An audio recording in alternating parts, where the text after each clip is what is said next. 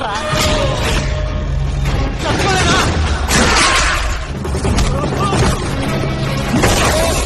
పేరు సూర్య. నా ఇల్లు ఇండియా. ታሪካችን የሚጀምረው የህንድ ወጣቶች በአንድ ጭፈራ ቤትሽ ኮለሌ ሲሉ እያስመለከተን ሲሆን አንዲት ኮረዳ ከአንድ ወጣት ጋር ትጋጨና የያዘችውንም መጠጥ ትደፋበታለች። ይህንንም ሲመለከት የነበረው ሱርያ የሚባለው ወጣት በልጅቷ ድርጊትም ተናዶ ልጅቷ ላጠፋችው ጥፋት ይቅርታም ያስጠይቃታል። በዚህም አብሯት የነበሩትንም ወንዶች ጠርታ ልታስደበድበውም ብታስብም ሱርያ ግን የመጡትንም በጠቅላላ ስብርብራቸውንም ያወጣቸዋል። በዚህም ወደ ፖሊስ ይወሰድና ቃሉን እንዲሰጥም ይደረጋል። ሱርያ ግን ፊቱ ላይ ምንም አይነት ፍርሃት ሳይታይበት ሰዎቹን የደበደባቸው ስላልተመቹት እንደሆነም ይናገራል። ይባስ ብሎም ፖሊሱ በሚያጨስበትም ሰዓት ለራሱም ያጨሳል። ፖሊሱም የደበደበው የሚኒስተር ልጅ እንደሆነም ነግሮት ወጣቱን ይቅርታ ጠይቆ ራሱን ነፃ እንዲያወጣ ድርድር ቢያቀርብለትም ሱርያ ግን ሳይስማማ ይቀራል። በዚህ መልሱም የተናደደው ፖሊስ ሱርያ ላይ ውሃ ሲረጭበት የሱርያ የመማታት ጡንቻዎቹ ተነቃቅተው ውስጥ ያሉትንም ይጠፈጥፋቸዋል።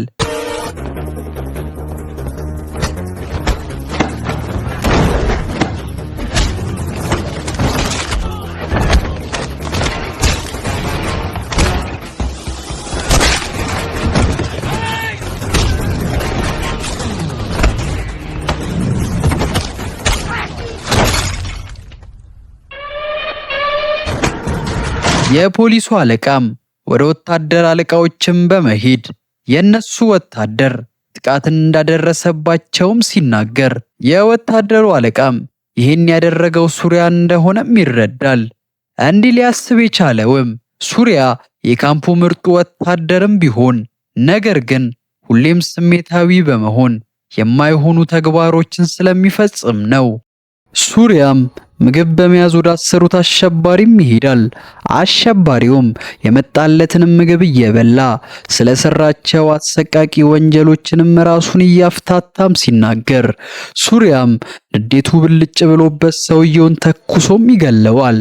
በዛም ፍርዱን ለማግኘት የወታደሮች አለቃ ፊትም ይቆማል። አለቃውም ለምን ሰውየውን እንደገደለውም ቢጠይቀው ሱርያም ያ ሰው ስንት ምስኪን ህዝቦችን ቦምባ ፈንድቶ በመግደሉ ጣቱን እንደሰጠውም ቢያስረዳ አለቃው ግን በጣም ተለኩሶ አንተን ማንቀጭ ያደረገህም ይለዋል። በየጊዜው ችግር የማያጣው ሱርያ በዚህኛው ጊዜ አለቃው በጣም በመናደዱ ከውትድርናውም ያሰናብቱታል። ሱርያም ይቅርታ እንዲደረግለትና ቅጣቱንም ተቀጥቶ እንዲመለስ ጥያቄ ቢያቀርብም የወታደሩ አለቃ ግን በየጊዜው ትዕግስት አልባ ሆኖ የሚያጠፋውን ጥፋት ከዚህ በላይ መታገስ እንደማይችልም ነግሮት ጥያቄውንም ውድቅ ያደርግበታል። ሱርያም በዚህ ተናዶ ሲወጣ በሩን በእግሩ በርግዶም በመውጣቱ ምክንያት ሕግ በመተላለፉ ወታደራዊ ቅጣትም ይቀጡታል። እሱንም ለመውሰድ አሳዳጊው ወደ ካምፑ መጥቶ ለትንሽ ጊዜ እንኳን አደብ ገዝቶ ለምን መቆየት እንደከበደውም ተናግሮ እዛ የመጣው እሱን ለመውሰድ እንደሆነም ሲነግረው ሱርያ ግን ሰውየውን ለምኖት የወታደር አለቃውን እንዲያናገርለትም ያሳምነዋል። ይህም ሰው የወታደር አለቃውን ለማሳመንም ቢሞክር አለቃው ሳይስማማም ይቀራል። በመጨረሻም በአንድ ድርድርም ይስማማሉ። ሱርያም ወደ አሳዳጊው መጥቶ ምን እንደተባለም ሲጠይቀው ይህ ሰውም የወታደር አለቃው የሚፈልገው ህንድ ውስጥ አለ የተባለ ሳይካትሪስት ራም ክሪሽና ጋር ሄዶ አንድ ፊርማ ከፈረመለት ወደ ውትድርናው የሚመለስ እንደሆነም ይነግረዋል። በዚህም ይህ ሳይካትሪስት የሱርያ ትክክለኛ ወላጅ አባቱ እንደሆነም እንረዳለን። ነገር ግን እንደዛውም አባትና ልጅ ሰላም አይደሉም። የዛም ምክንያት ሱርያ ያልተረጋጋ ልጅ በመሆኑ ከልጆች ጋር በመጣላት አባቱን ያስወቅሰውና ያሳፍረው ነበር። ራምም ልጁን ይህን ባህሪ እንዲተው ቢነግረውም ሱርያ ግን የአባቱን ምክር ባለመቀበል በጎረምሳ እድሜው ከቤተሰቡ ተለይቶ እንዳደገም እንረዳለን። ሱርያም አባቱ ወዳለበት ኮሌጅም ይደርሳል። እዛም ሉሸር ከሚባል ሰው ጋርም ይተዋወቃል። በቀጣይም ወደ ዶክተሩ ራም ክፍልም ይገባል። እንደ አባትና እንደ ልጅ ተቃቅፈው ማውራት ይጀምራሉ ብለን ስንጠብቅ ራም ግን ሱሪያን የተቀበለው እንደ አንድ ደንበኛ አድርጎት ነበር። ፊርማውንም በአንድ ቀን እንደማያገኝ አሳውቆት ወደሚቆይበት ቤት ሉሸርም ይዞት ይሄዳል። እናም እዚህ እንዲፈረምላቸው የመጡ ሰዎች በጠቅላላ ረጅም ጊዜ ዶክተሩ እንደሚያቆያቸው ለሱሪያም ይነግረዋል። በዚህም ሱሪያ ረጅም ጊዜ ሊቆይ እንደሚችልም እንረዳለን። ወደ ከተማም እየሄዱ አንድ መኪና ከፊታቸው ቆሞ አንድን ግለሰብ ያለ ፍላጎቱ ሲወስዱትም ይመለከታል። በዚህም ሱሪያ ማን እንደሆኑም ሲጠይቅ ሉሸር የቺላ ሰዎች እንደሆኑም ይነግረዋል። ቺላም የከተማው አደገኛ ማፊያ የሚባል ሲሆን የእሱ ስም በተጠራው ቁጥር ህዝቡ ደንብርብሩ እንደሚወጣም እንረዳለን። ምነው ጋዳፊ ያደረጉት ሰውየውን።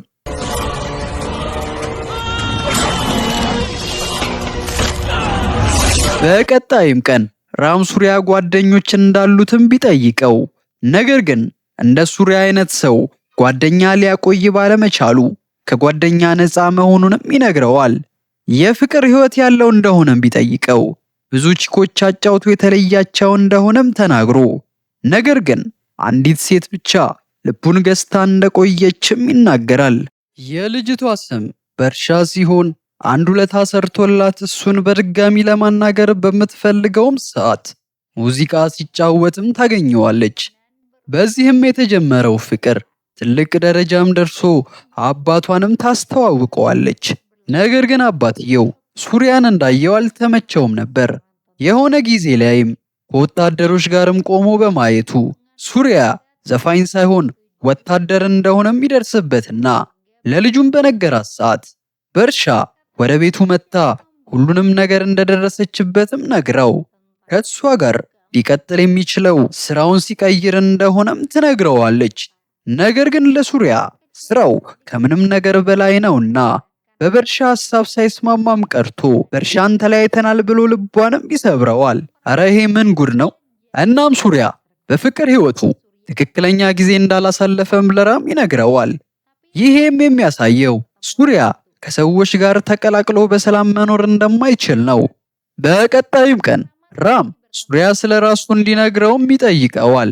ሱሪያም ወታደር እንደሆነ ቢገልጽለትም ራም የሚፈልገውን መልስ ባለማግኘቱ ደጋግሞ ራሱን ጥያቄም ቢጠይቀው ሱሪያ ንዴቱ ተነስቶበት ልጁ የሚያየው ከሆነ ፊርማውን እንዲፈርምለትም ይጠይቀዋል። ራም ግን ቢሮ ውስጥ እስካሉ ድረስ አባትና ልጅ መሆናቸውን እንዲረሳም ሲነግረው ሱሪያ አባቱ እንደሚያፍርበትም ይሰማዋል። ራምም ተማሪዎቹን ሰብስቦ በሁሉም ፊት ሱሪያ የእሱ ልጅ እንደሆነም ይነግራቸዋል። እናም ልጁ ከሰው ጋር ተስማምቶ መኖር ባለመቻሉ ከወታደር ቤት እንደተባረረና ለመመለስ የእሱ ፊርማ ቢያስፈልገውም ልጁ ስለሆነ ብቻ እንደማይፈርምለትም ይናገራል። ነገር ግን ለ20 ቀናቶች ከማንም ጋር ሳይጣላ በሰላም መቆየት ከቻለ ፊርማው እንደሚፈርምለትና በእነሱ ፊት እንደሚሰጠውም ያሳውቀዋል። ሱሪያም ከኮሌጁ ወጥቶም እየሄደ ሳለ የቺላ ልጅ መንገድ አዘግቶ አንድን ግለሰብ ሲደበድብ ሱሪያ ይደርሳል። ከነሱ ጋርም ይጣላና ዋጋቸውንም ይሰጣቸዋል።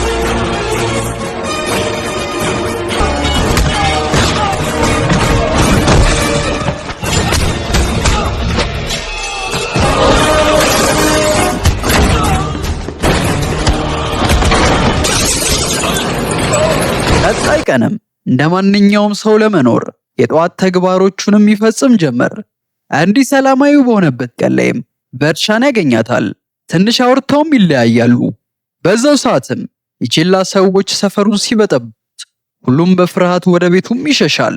ሱሪያም እየገባት አለ ወላጅ እናቱ ጠርታ መድኃኒት ከከተማ እንዲያመጣላትም ትልከዋለች። እዚህ ጋር እንድትረዱልኝ የምፈልገው ነገር ወላጅ እናቱ ሱሪያ በአስራዎቹ ዕድሜ ስለተለያት ይሄኛው የባሏ ታካሚ እንጂ የእሷ ልጅ እንደሆነ አታውቅም። ሱሪያም ከተማው እንደዛ ተዋክበው መድኃኒቱን ለመግዛትም ይወጣል። መድኃኒቱን ይዞ ሲመለስ የቺላ ሰዎች አግኝተው መድኃኒቱን መሬት ላይም ይሰብሩበታል። ሱሪያም ሰዎቹን ሳይጣላ ወደ ቤት ሄዶ ደብቆ የያዘውንም መድኃኒት ይሰጣታል።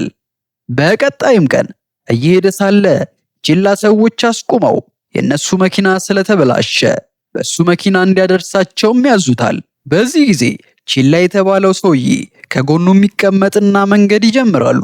በመጀመሪያ የሄዱት ሙስጠፋ የሚባል የድሮ ወታደር ጋር ሲሆን እዚህ የመጡትም መሬቱን እንዲሸጥላቸው ሊያስማሙት ነው። ነገር ግን ሙስጠፋም ሆነ ቤተሰቡ በዚህ አልተስማሙም። ይሄ ሁሉ ነገርም ሲፈጠር ሱሪያ ምራቁን ውጦ እየተመለከተ ነበር። በቀጣይም ቀን የቺላ ሰዎች መኪናውን ወረውትም ያገኛቸዋል። መኪናውንም ስለወደዱት በሞተር ተከተውለትም ይሄዳሉ። ሱሪያ ምንም እንኳን ንዴት ቢወረውም ጥርሱን ነከስ አድርጎም ይቆማል። ራምም ይህን ሲመለከት ነበር። ሞተሩንም እየነዳ ወደ በርሻ አባትም በመሄድ ላጠፋውም ይቅርታም ይጠይቃል።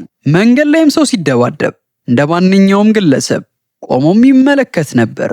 ሙስጠፋም ቺላ መሬቱን ካልሸጥክልኝ ብሎ እያስቸገረው በመሆኑ ወደ በላይ አካላቶች ሄዶ ሊከሰው ቢሞክርም መንግስትም ሳይቀር ቺላን ስለሚፈራው ሊተባበሩት ፈቃደኛ አልነበሩም። ከሀገሩ የተበረከተለት የውትድርና ሜዳሊያውም ሳይቀር በመንግስት አካላቶች ቦታ አልነበረውም። በቀጣይም ቀን ሙስጠፋ ራሱን ማጥፋቱን የሚገልጽ ዜናም ይተላለፋል። ይህንንም ቺላ እንዳደረገው የሚያውቀው ልጇ አንዋር ሀገሩ ያገለገላትን አባቱን እንኳን መርዳት ባለመቻሏ በንዴት እሱም እንደ ሌሎች ገዳይ ወንጀለኛ ለመሆን ከቤትም ይወጣል። እዚህም ራም ሱሪያ ጥሩ ባህሪ እየያዘ እንደሆነም ሲረዳ ለባለቤቱ ልጇ ሱሪያ የሱ ተማሪ እንደሆነም ይነግራታል። ከ15 ዓመታቶችም በኋላ እናትና ልጅም ይገናኛሉ። የሙስጠፋ አባትም ልጄ ሲገደል ሱሪያ አይቷል በማለት ፖሊስ ጣቢያም ያስጠሩታል። ሱሪያ ግን ችግር ውስጥ ላለመግባት ይክዳል። ሀያትየውም እንዲያስታውስ ቢማጸኑትም ሱሪያን ጠንቅቆ ያውቀው ስለነበር ምን አይነት በራሱ የሚተማመን ወታደር እንደሆነም ስለሚያውቅ ሀያትየው እንዳያስጨንቁትም ያደርጋቸዋል። ነገር ግን ሱሪያ ወደ ውትድርና ቤት ለመመለስ ሲል ከራሱ ባህሪ አፈንግጦ ከመውጣቱም የተነሳ ሲገደል ያየውን ሙስጠፋ እንኳን አላየውም ብሎም ክዷል። በዚህም ራሱን ተወቃሽ አድርጎም ስቅስቅ ብሎም ያለቅሳል። 20ኛው ቀን ላይም ደርሰው ፊርማው ሊፈረምለትም ሲል ሱሪያ ያስቆመውና በእነዚህ 20 ቀናቶች ውስጥ ያለ ባህሪው ኖሮ ብዙ ነገሮችንም እንዳየም ይናገራል። እናም አሁን ለሱ ፊርማው ከሚያስፈልገው በላይ እሱ ለነሱ እንደሚያስፈልጋቸው ተናግሮ ከአዳራሹም ይወጣል። በፍጥነትም ወደነ ሙስጠፋ ቤትም ሲያመራ የቺላ ሰዎች ቦታውን ሊያፈርሱ ሲሉም ይደርስባቸዋል። ፊት ለፊት ያሉትንም ወርውሯቸው ሀያትየው ስር ተቀምጦ ፖሊስ ጣቢያ በመካዱ ሀያትየውን ይቅርታም ይጠይቃል። ጋርድን ኤምባዮችንም ጠፍጥፎ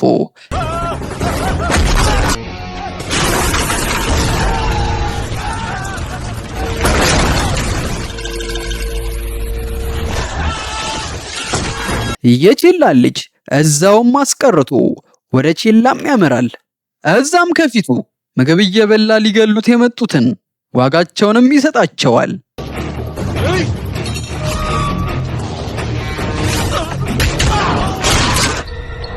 አንድም እሱን ለማጥቃት ችሎ የደፈረ አልነበረም።